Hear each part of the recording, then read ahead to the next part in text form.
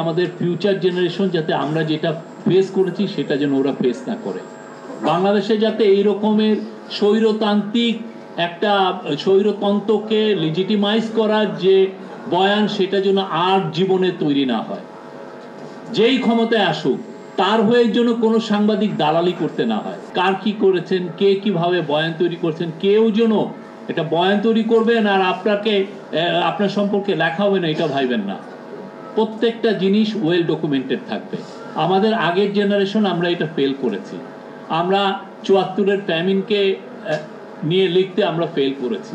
আমরা রক্ষী বাহিনীর যে অত্যাচার সেটা নিয়ে আমরা ফেল করেছি। আমাদের এর আগে প্রচুর সমস্যা হয়েছে, প্রচুর আমাদের ফেলুর ছিল আমাদের যে রাষ্ট্র হিসাবে। প্রত্যেকটা জায়গায় আমরা এই ডকুমেন্টেশনে ফেল করেছি। আমরা এইবার জন্য ফেল না করি। কেন আমরা ফেল করব, মানে কেন আমাদের ফেল করতে, আমরা যাতে ফেল না করি এটার মূল কারণ হচ্ছে আমরা চাই আমাদের ফিউচার জেনারেশন যাতে আমরা যেটা ফেস করেছি সেটা যেন ওরা ফেস না করে। বাংলাদেশে যাতে এই রকমের স্বৈরতান্ত্রিক একটা স্বৈরতন্ত্রকে লেজিটিমাইজ করার যে বয়ান সেটা যেন আর জীবনে তৈরি না হয়। যেই ক্ষমতায় আসুক তার হয়ে যেন কোনো সাংবাদিক দালালি করতে না হয়। এবং এই জন্য আমরা বারবার বলছি যে আমাদের ভুল ত্রুটি থাকলে এই গভর্নমেন্ট একটা এক্সাম্পল সেট করতে চাচ্ছে। আপনি আমার মিস্টেক থাকলে, আমার ভুল ত্রুটি থাকলে, আমার অন্যায় থাকলে আপনি জোর গলায় বলেন, জোর কলমে লেখেন, আমাদেরকে দেখিয়ে দেন যে না আপনার এখানে ভুল হচ্ছে। সাংবাদিকতা এটা হওয়া উচিত। কিছুদিন আগে আমি আপনার একটা বড় পত্রিকা আমরা দেখলাম যে প্রফেসর ইউনূসকে প্রশংসাসূচক ২-৩টা লেখা লিখছে। আমরা তাকে ফোন দিয়ে বলছি ভাই এটা লেখার দরকার নাই, আপনি আমার গঠনমূলক সমালোচনা করেন, এই প্রশংসা করার তো দরকার নাই। আমরা চাই আপনারা এই প্রত্যেকটা বিষয় আপনারা তুলে ধরেন। বাংলাদেশের স্বাধীন সাংবাদিকতার খুবই একটা ইম্পর্টেন্ট সময় যাচ্ছে। আমরা বাংলাদেশকে নতুনভাবে গড়তে চাই। সেটার জন্য আমরা যে এই ইন্টারিম গভর্নমেন্টের ২য় অধ্যায় গতকাল শুরু হয়েছে কনসেনসাস কমিশনের মাধ্যমে, আমরা চাচ্ছি পুরো বাংলাদেশের সমস্ত পলিটিক্যাল পার্টি এখানে কন্ট্রিবিউট করুক, বাংলাদেশের সিভিল সোসাইটি এখানে কন্ট্রিবিউট করুক।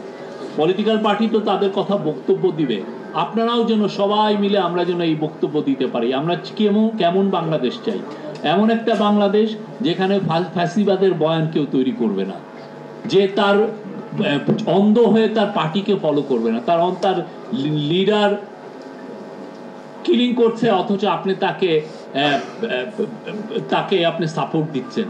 এই ধরনের জন্য পলিটিক্যাল সেট আপ যেন বাংলাদেশে না থাকে।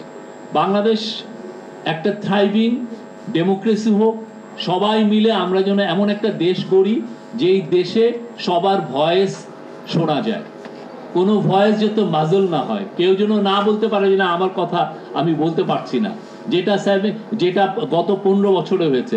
অনেক ভয়েসকে আমরা দেখেছি শোনা যায় নাই, অনেক পত্রিকায় আমরা দেখেছি না এই গ্রুপের লোক কাউকে নেওয়া যাবে না। ভিতরে আবার যে একজন যদি নেওয়া হয়েছে, ভাই উনি কিন্তু মাদ্রাসার ছেলে, ওকে নেওয়াটা ঠিক হয় নাই, ভাই উনি কিন্তু পূর্বজন্মে উনি শিবির করতেন, ওকে আপনি নিলেন কেন? উনার মেধা কতটুক, উনি কি জার্নালিজম করেন, উনার লেখার পাওয়ার কতটুক, সেটা মুখ্য বিষয় না।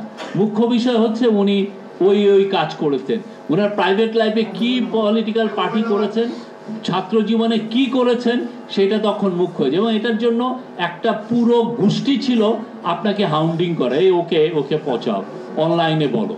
এটা আমি কত বছর ফেস করেছি আমার মনে নেই, আমার সেই 2009-10 থেকে আমি এটা ফেস করছি। এখানে অনেকে আছেন এটা ফেস করছে।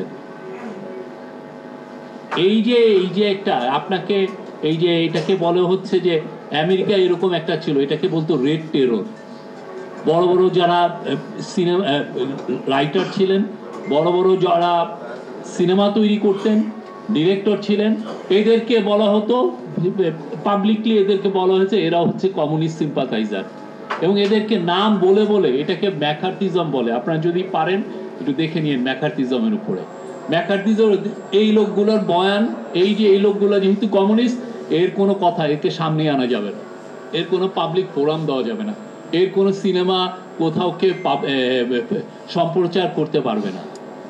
আপনি তাকে একটা সোশ্যালি আইসোলেট করে ফেলবেন, তার কোনো ভয়েস, তার এজেন্সি সব আপনি কেড়ে নেবেন। ঠিক 15টা বছর এই কাজগুলো হয়েছে, এবং যারা করেছেন আমাদের আশেপাশের আমাদের ভাই বোন সবাই, তারাই আপনি দেখবেন যে সে হয়তো আমরা আপনার সাথে রিলেটেড, সে হয়তো আপনার পাড়ার সিনিয়র ভাই, এরাই এই কাজগুলো করেছেন। আমরা নতুন বাংলাদেশ করতে চাই, নতুন বাংলাদেশে আমরা রেসপন্সিবল জার্নালিজম করতে চাই, আমরা ক্রিটিক্যাল জার্নালিজম করতে চাই। আমার বিরুদ্ধে যদি কিছু থাকে আপনি লেখেন, জোর গলায় লেখেন, আমাদের বিরুদ্ধে জোর গলায় লেখেন। আমরা এমন একটা জার্নালিজম করতে চাই যেই জার্নালিজম শেখ হাসিনার 15 বছরের জার্নালিজমের থেকে অনেক অনেক দূরে। এমন একটা ইন্ডিপেন্ডেন্ট জার্নালিজম, সে প্রত্যেকটা গভর্নমেন্টকেই যেন কাঠ গড়ায় দাঁড় করায়, সেটা আজকে ইন্টারিম গভর্নমেন্ট হোক বা পরবর্তীতে পলিটিক্যাল গভর্নমেন্ট হোক।